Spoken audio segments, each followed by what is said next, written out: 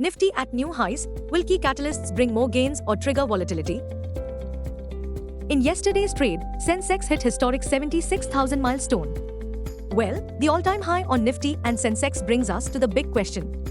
1. Is Dalal Street chasing a hot stock market? 2. Should investors be really concerned? Please note that India VIX and the US bond markets are also sending an alarming message.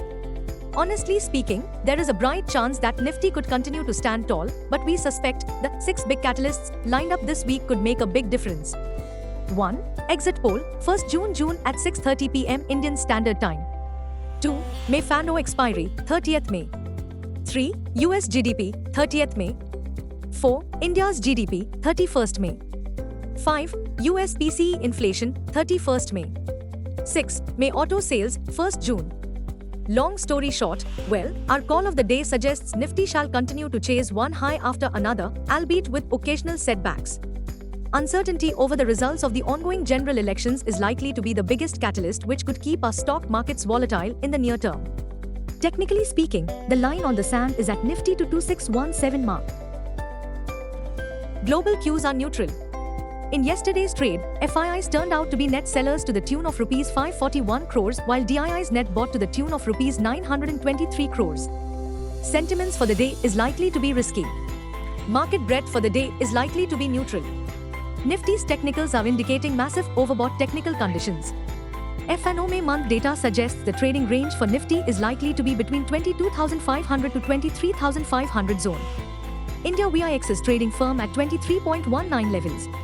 Nifty PCR, 30th May, is at 0.89 levels. Bank Nifty PCR, 29th May, is at 0.98. Nifty outlook, volatility is likely to be the hallmark. Nifty, CMP to 2932. Interweek support on Nifty is placed at 22,617 mark.